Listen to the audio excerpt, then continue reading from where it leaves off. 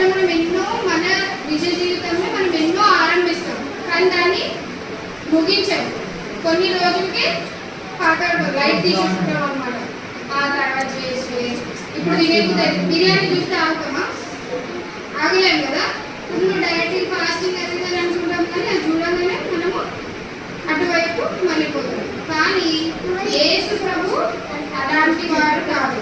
ఆయన శక్తిగల దేవుడు. ఆయన ఒకటి ప్రారంభించబడింది, దాన్ని ఆయన మరణము చేత ఆయన సమాప్తించింది, దాన్ని ముగించింది దేవుడు. అయితే దీన్ని ప్రాముఖ్యత మనకు అర్థం కావాలంటే ఫస్ట్ ఈ ఆరంభం ఎక్కడైంది, దాని యొక్క ప్రాముఖ్యత ఏంటి, మన జీవితంలో ఈ మాట ఎందుకంత విలువైనది, ఇవి మనం అర్థం చేసుకోవాలి. సో ప్రారంభించబడిందంటే అసలు పాపం ఎక్కడ మొదలైంది? ఆదాము అవ్వతో ఏదైనా తోటలో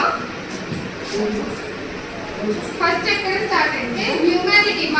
ఫస్ట్ మొదటి పాపం అయితే స్వర్గంలోనే అయింది. సాతానికి యేసు ప్రభు అయినప్పుడు వాళ్ళు కిందికి వచ్చేసినారు. కింద 1/3 ఆఫ్ ఏంజల్స్ ని కింద పడవేయబడ్డారు. అయితే మానవులు ఎప్పుడు పాపంలో పడ్డారంటే ఏదైనా తోటలో. ఈ స్టోరీ మీరు అందరూ వినే ఉంటారు కదా. ఆదాము అవ్వ తినకూడదని యాపిల్ తిన్నప్పుడు పాపం చేస్తారు. ఇద్దరు పాపం చేసినప్పుడు ఆ తర్వాత ఏం జరుగుతుందో ఈ రోజు మనం తెలుసుకుందాము. ఇది సమాప్తమైనదనే యొక్క మాట విలువ మన జీవితంలో ఎంత ఉందో దీని ద్వారా మనం నేర్చుకుందాం. అయితే జెనసిస్ ఆది కాండము 3వ అధ్యాయము 7వ వచనం. ఆదాము అవ్వ ఎప్పుడైతే పాపంలో పడిపోయినారో అప్పుడు వాళ్ళు దేవుడితోటి ముందు మామూలుగా యథార్థంగా మాట్లాడుకుంటా మంచిగా అన్ని తినుకుంటా హ్యాపీ ఉండే వాళ్ళ తోటల ఏం ప్రాబ్లమ్స్ లేకుండే వాళ్ళకి. మాట వినప్పుడే వచ్చింది. ఇందాక మనం స్టోరీ విన్నాం కదా. వాళ్ళు ఎప్పుడైతే వాళ్ళ తండ్రి చెప్పినట్టు ఉన్నంతసేపు సంతోషంగా ఉన్నాడు. ఎప్పుడైతే ఎక్కద్దు అన్న చెట్టు ఎక్కినప్పుడు బురదలు పడ్డాడు. అదే విధంగా ఆదాము అవ్వ కూడా తినొద్దు అన్న చెట్టు నుంచి పండు తినడం వల్ల పాపంలో పడిపోయినారు. దేవుని మాటని వాళ్ళు వినలేదన్నమాట. దానికి వ్యతిరేకంగా వాళ్ళు ప్రవర్తించినారు. దానివల్ల పాపం అనేది వాళ్ళకి వచ్చింది. అంటే అంతసేపు వాళ్ళకి ఇది పాపము ఇది మంచి అని వాళ్ళు చెప్పే తేడా వాళ్ళకి ఏం తెలియదు. హ్యాపీ ఉండే మనం బేబీస్ ఉన్నప్పుడు మనకి ఏమైనా తెలుస్తుందా? ఇది తినాలి అది తినాలి అది తినొద్దని మన తల్లిదండ్రులు చెప్తారు కదా. అది ముట్టకు ఇది ముట్టకు ఇది ముడితే ఇట్లా అవుతుంది. ఎక్కువ మామిడి పండు సమ్మర్లో తింటే ఏమైతుందో చెప్తారు కదా. అప్పుడు ఎండాకాలంలో మామిడికాయలు ఎక్కువ తింటే ఏమైతుందో మనందరికీ మన తల్లిదండ్రులు చెప్తారు కదా. ఆ విధంగా యేసు ప్రభు దేవుడు కూడా మన ఆదాము అవ్వకి చెప్పినాడనమాట. ఈ పండు తింటే మీకు మంచి చెడు ఇవన్నీ మీకు తెలుస్తాయి. తెలిసినప్పుడు వాళ్ళు పాపం చేయకుండా ఆగిపోలేదు కదా. అయితే ఇది తిన్న తర్వాత వాళ్ళకి అర్థమైపోయింది అనమాట విషయం. మేము బట్టలు లేకుండా ఉన్నాము, నగ్నంగా ఉన్నామని చెప్పేసి వాళ్ళు ఏం చేస్తారు, దేవుడు రాకుండా చెట్లు అంజీరపు చెట్లు ఆకులు అవి తీసుకొని వాళ్ళ దేహాన్ని కప్పుకుంటారు అనమాట సిగ్గుతో. ఇంతసేపు వాళ్ళకి లేకుండా దేవుడు ఎప్పుడైతే వాళ్ళ చెట్టును ఏదైతే తినద్దని దేవుడు చెట్టులో అది తిన్నప్పుడు వాళ్ళకి అర్థమై ఆ సిగ్గు అనేది వాళ్ళకి వచ్చి వాళ్ళ బట్టలు వాళ్ళు ఆ చెట్టు ఆకులతో వాళ్ళ దేహాన్ని కప్పుకుంటారు. కానీ ఆది కాండము 3వ అధ్యాయం 21వ వచనంలో ఏమిటో చూద్దాం. అయితే దేవుడే యెహోవా ఆదామునకును అతని భార్యకు చర్మపు చొక్కాలను చేయించి వారికి ఏం చొక్కాలు చేయించిందంటే దేవుడు వాళ్ళకి చర్మము చొక్కాలు చేసి దేవుడు వాళ్ళకి ఇచ్చిందనమాట. దేవుడు వచ్చి వీళ్ళు ఎక్కడ ఉన్నారు, ముందుకు వస్తలేరు, ఏమైంది అని అడిగినప్పుడు దేవుడు చూస్తాడు. వాళ్ళని ఆకులు కట్టుకొని ఉన్నారు. వాళ్ళకి అప్పుడు దేవుడికి అర్థమైపోయింది వీళ్ళు పాపం చేసినారు, నేను వద్దన పని నేను చేసినాను అని చెప్పేసి. ఇప్పుడు అట్లా మనం ఎవరైనా చెప్పిన మాట మనం చెప్పి వినకపోతే ఏం చేస్తాం? మాట్లాడాం కొన్ని రోజులు చేస్తారు కదా అట్లా మనం. అయితే దేవుడు అట్లా చేయలేదట. వాళ్ళని చూసినప్పుడు వాళ్ళ దీన స్థితి, వాళ్ళు ఇప్పుడు ఒక దరిద్రమైన సిచ్యువేషన్ వాళ్ళు ఉన్నారు, ఆ స్థితిలో వాళ్ళు ఉన్నారు. ఆకులతో వాళ్ళు కప్పుకుంటున్నారు సిగ్గుకి. అప్పుడు దేవుడు వాళ్ళకి చర్మంతోని బట్టలు వస్త్రాలు చేసి వాళ్ళకి ఇచ్చిందన్నమాట. అయితే చర్మంతో చేసిన వస్త్రాలు అన్నప్పుడు మనం ఇక్కడ ఒకటి గమనించాలి. ఏంటంటే ఒక జంతువు చావాలి కదా. సో అక్కడ చర్మాలతో ఉంది. సో అనేకమైన జంతువులు అక్కడ చనిపోవడం వల్ల వాటి యొక్క రక్తం కాల్చితేనే మనకు దుస్తులు వచ్చినాయి. వాళ్ళ యొక్క చర్మం వల్ల ఆదామకి మంచి దుస్తులు వచ్చినాయి. ఆకులు కాదు, ఆకులు ఎక్కువ రోజులు ఉంటాయా? ఎక్కువ రోజులు ఉంటాయి ఆకులు వాడిపోతాయి. ఇప్పుడు మనం ఈ బట్టలు కాకుండా ఆకులు వేసుకుని ఉంటే వాడిపోతాయి. ఈ ఎండకైతే 2 minutes అయిపోతుంది కదా. దానికి దేవుడు ఏం చేసిందంట, మంచి వస్త్రములు ఈ జంతువులను ఆయన రక్తం ఆయనకి ఇష్టమా జంతువులను చంపడం? జంతువులను కూడా దేవుడే సృష్టించినాడు కదా. కానీ కూడా మన కోసం మన యొక్క సిగ్గుని మన యొక్క పాపములను కప్పడానికి ఆయన యొక్క రక్తం కార్చి ఆ చర్మంతో వీళ్ళని కప్పివేసింది అనమాట. అయితే ఇక్కడ మనం అర్థం చేసుకోవాల్సింది ఏంటంటే, ఇది ఏదైతే బలి అర్పణ దేవుడు చేసిండో అది యేసుక్రీస్తుకి సూచన. ఏమని అక్కడ దేవుడు ఉట్టి వాళ్ళ శరీరపు సిగ్గుని కప్పనికి చేయలేదు. ఆ బట్టలు పాపం వల్ల మనపై ఉన్న ఇప్పుడు ఆ మురికి బట్టలు నేను బాగు మనం అనుకున్నాం కదా, అట్లా పాపం వల్ల వాళ్ళ శరీరం ఉండడం వల్ల దేవుడు ఆ రక్తాన్ని ఆ బలి అర్పణ ఇచ్చి ఆ చర్మంతో వాళ్ళ నగ్నత్వమునే కాకుండా వాళ్ళ పాపపు జీవితానికి ఒక కవర్ అంటే కప్పి వేసిందనమాట వాటిని. అందుకని మీరు గమనించుంటే ఆదికాండం నుంచి మోషే కాలంలో కానీ నోవా కాలంలో కానీ ఏం చేస్తుండే, పాప పరిహారం కోసము రక్తం చిందించాలి. అయితే ఇప్పుడు మనకు ఒక డౌట్ రావచ్చు, రక్తమే ఎందుకు చిందించాలి? ఈ క్వశ్చన్ కి మనము జవాబు లేవి కాండము 17వ అధ్యాయము 11వ వచనంలో చూడవచ్చు.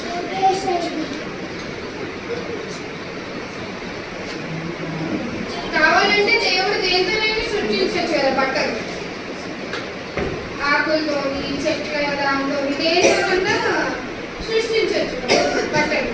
కానీ ఒక జంతువు యొక్క రక్తం కాల్చిన తర్వాత దాని చర్మంతో బట్టలు వేసినాం. మరి రక్తమే ఎందుకు అన్న దానికి ఇప్పుడు మనం జవాబు చూద్దాం. 11 రక్తము దేహమునకు ప్రాణము, మీ నిమిత్తము ప్రాయశ్చిత్తము చేయనట్టు బలిపీఠం మీద పోయిననే దానిని మీకు చెప్పింది. రక్తము దానిలో ప్రాణము బట్టి ప్రాయశ్చిత్తము చేయదు. కాబట్టి మీలో ఎవరినో రక్తము తినకూడదని, మీలో నివసించి ఏ పరదేశీయు రక్తము తినకూడదని నేను ఇశ్రాయేలుకు ఆజ్ఞాపించాను. సో ఇక్కడ ఏమవుతుంది, రక్తము జీవముకి సాదృశ్యం అన్నమాట. అది రక్త పరిహారం లేకపోతే మన పాపముల నుంచి క్షమాపణ మనకు దొరకదు, మనం విమోచించబడము. ఒకవేళ రక్త పరిహారం లేకపోతే రక్తంలో జీవం ఉంది కాబట్టి అది పుట్టి దానికి ఆ శక్తి ఉంది అనమాట మన పాపములను కడిగి వేయడానికి. ఓకే, అయితే హీబ్రూలకు రాసిన పత్రిక 9వ అధ్యాయం 22వ వచనం, అందులో ఈ మాట రాసింది అనమాట, రక్తము చిందించకపోతే పాప క్షమాపణ లేదు, మన పాపములు తీసివేయబడవు అని. హీబ్రూలకు రాసిన పత్రిక 9వ అధ్యాయం 22వ వచనం.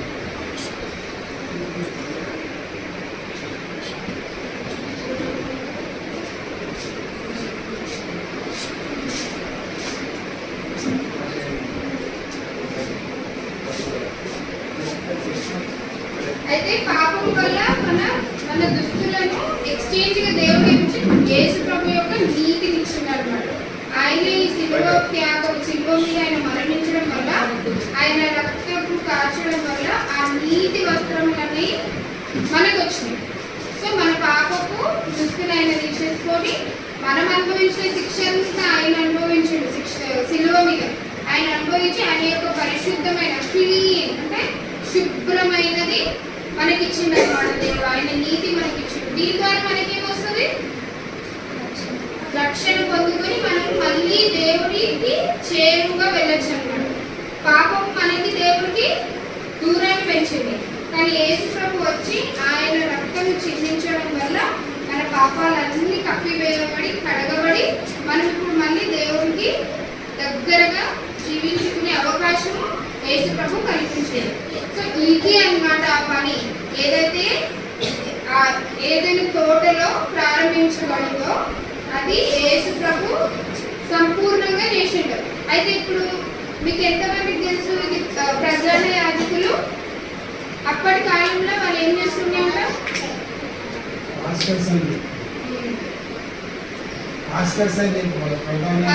అప్పట్లో పాస్టర్స్ ఇప్పుడు పాపం చేస్తే వాళ్ళు ఏం చేస్తుండే పుట్టి పాస్టర్లు మాత్రమే పరిశుద్ధమైన ఒక గొర్రె పిల్లని తీసుకెళ్లి పాప పరిహారమే చేయాలన్నమాట. ఇది దాన్ని చంపి దాని రక్తం అంతా హోలీ ప్లేస్ లో వాళ్ళు వేసుకుంటారు.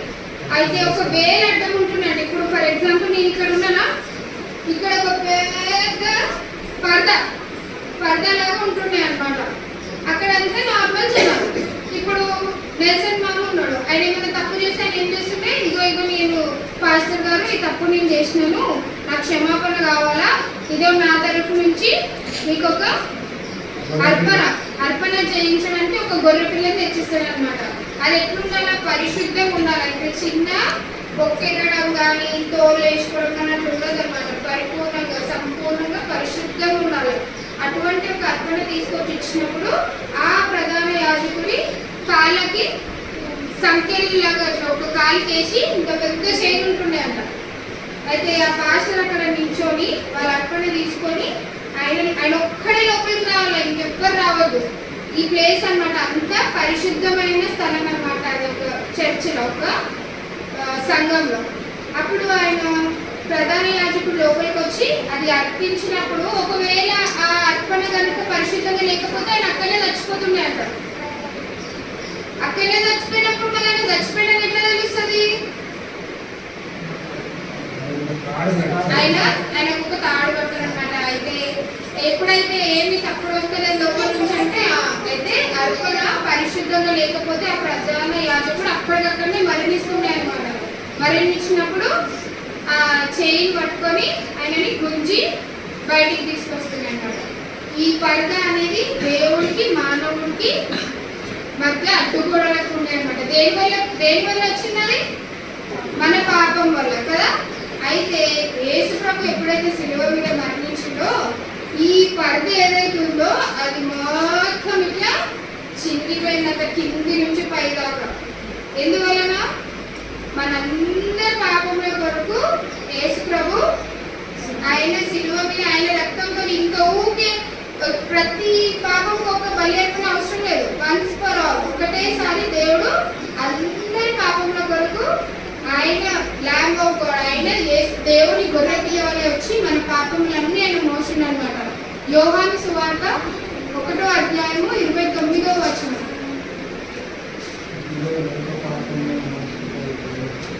యోహాను సువార్త 1వ అధ్యాయం 29వ వచనం. ఇక్కడ మనం చూడగలుగుతాం అన్నమాట.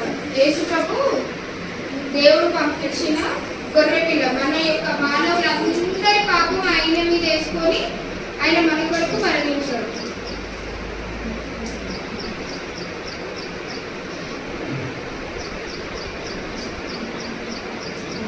అయితే ఏమేమి పూర్తయింది ఇప్పుడు అక్కడ ఏదైతే ఆరంభించబడిందో ఏదైనా తోటలో రక్తం బలి అర్పణ ఇచ్చుకుంటా పాప విమోచన చేసుకుంటేనో అది దేవుడు సమాప్తి చేసేసాడు. వన్స్ ఫర్ ఒక్కటేసారి మనందరి కోసం మన పాపాలన్నీ కడిగి వేసిండు అనమాట దేవుడు.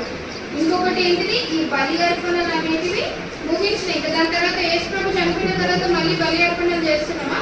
ఇప్పుడు అవసరం లేదు. ఎందుకంటే మన రక్షకుడు వచ్చి మనందరి కోసం ఆయన విలువైన రక్తం చెల్లించడం వల్ల మన పాపములన్నీ కడగవేయబడి. అయితే ఇప్పుడు మనం ఏం చేయాలి? యేసు ప్రభు వచ్చిండు, రక్షణ ఇచ్చేసాడు. అయితే ఇప్పుడు మనం పాపంలోనే కంటిన్యూ చేయొచ్చా? ఒక్కసారి ఇచ్చేసింది దేవుడు, ఇంకా అయిపోయింది, నా పాపం కడిగివేయబడి ఇంకేం చేసే అవసరం లేదన్నట్టు మనం ఉంటామా? అట్లా ఉండాలా? అట్లా ఉండకూడదు. ఏమని రాసిందంటే రోమన్స్ వార్త 10వ వచనం, 10వ అధ్యాయం 9వ వచనం. దేవనగా యేసు ప్రభువు నీ నోటితో ఒప్పుకొని దేవుడు పుత్రులని ఆయన లేపనని నీ హృదయమందు విసర్జించిన కదా నీవు రక్షింపబడు. ఏమని రాసింది ఇక్కడ? నీవు నీ నోరుతో ప్రభువైన యేసుని ఒప్పుకొని ఎడల దేవుడు ఆయనను మృతిలో నుండి లేపనని నీ హృదయంలో విశ్వసించిన ఎడల రక్షణ పొందుదువు. ఓకే, అయితే మనము దేవుడు మన కోసం ఇంత చేసింది కదా. ఇప్పుడు కావాలంటే అక్కడ ఏదైతే తోటలోనే ఆదమగల మాట వినలేరు, వీళ్ళని నేను నాశనం అంటే వీళ్ళని చంపేసి కొత్తగా వేరులను సృష్టించుకోవాలని అనుకోవచ్చు దేవుడు. అట్లా అనుకోలేదు. ఆయన మన బలహీనతలను అర్థం చేసుకోగలిగే దేవుడు. ఆయన అది అర్థం చేసుకొని మన కోసం అంటూ రక్షణ ప్రణాళికతో ఆయన అక్కడనే ఏదైనా తోటలోనే రక్షణ ప్రణాళిక చూపించను మనకి కదా.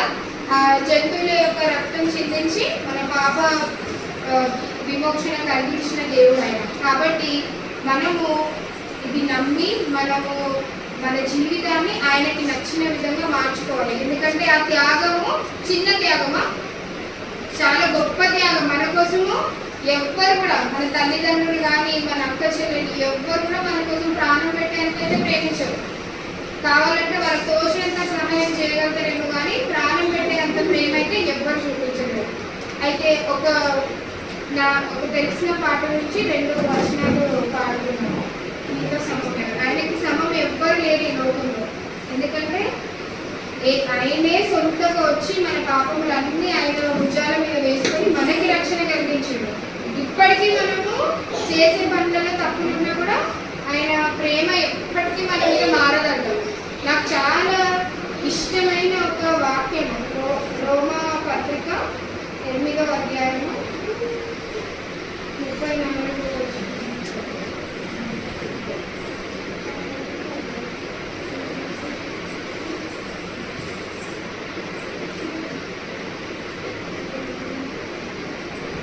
ఏమైందంటే,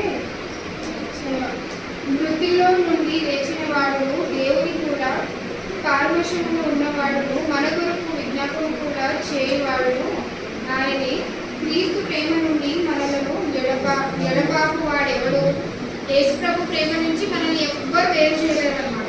మనం ఎంత తప్పు చేసినా ఏం చేసినా ప్రతిరోజు ప్రతి గంట మనకి మన జీవితం ఉందంటే ఇట్స్ ఎ ఛాన్స్. మన జీవితం మార్చుకోవడానికి దేవుడు ఇచ్చే ఒక అవకాశం అది. మనం దాన్ని యూజ్ చేసుకోవాలి, మనం దాన్ని ప్రయోజనకంగా మనకి మార్చుకోవాలి. ఎవ్రీ మినిట్, ప్రతి క్షణం మనం మార్పు పొందడానికి దేవుడు ఇచ్చే సమయం వృధా అయిపోతే ఇప్పటికిప్పుడు యేసుప్రభు వచ్చి తీసుకెళ్ళిపోతారంటే మనం రెడీ ఉన్నామా? రెడీ లేము కదా. సో మనల్ని మనం రెడీ చేసుకోవాలి, ఆయనకి నచ్చిన విధంగా మనం జీవించాలి. ఈ 2 లైన్స్ పాడుతున్నాము. దాన్ని నీతో సమమే.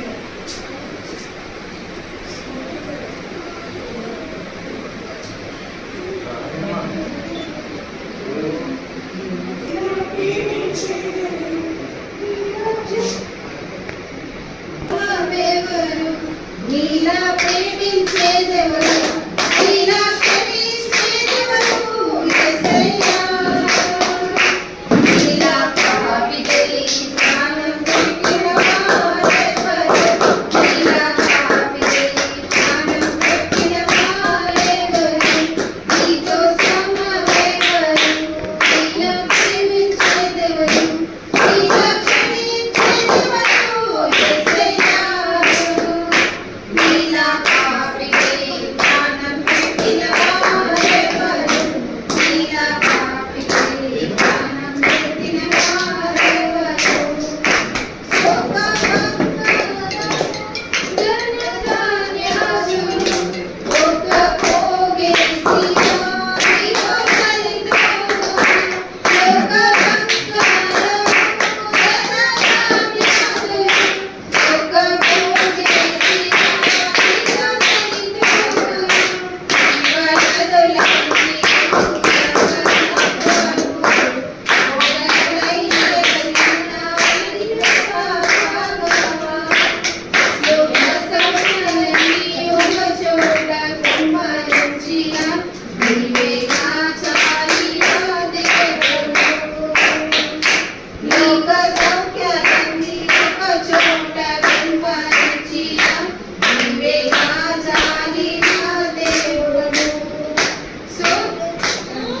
అయితే దీన్ని బట్టి మనం ఏమర్థం చేసుకోవాలంటే ఆయన యొక్క త్యాగము చాలా గొప్పది. ఆయనకి సమం ఎవ్వరు లేరు. ఈ లోకంలో వచ్చిన ఏకైక దేవుడు నాలో పాపం ఉంటే చూపించు అని లోకానికి ఛాలెంజ్ చేసిన యేసుప్రభు ఒక్కడే. అది కూడా ఆయన ఎందుకు ఎవరి కోసం వచ్చిండేనో మన కోసం వచ్చిండు. సో అది మనం ప్రతి క్షణం గుర్తుపెట్టుకొని ఆయన ఇచ్చిన క్షమాపణ, ఆయన ఇచ్చిన త్యాగాన్ని వ్యర్థపరచకుండా మన జీవితాన్ని మార్చుకొని బ్రతకడానికి ప్రయత్నం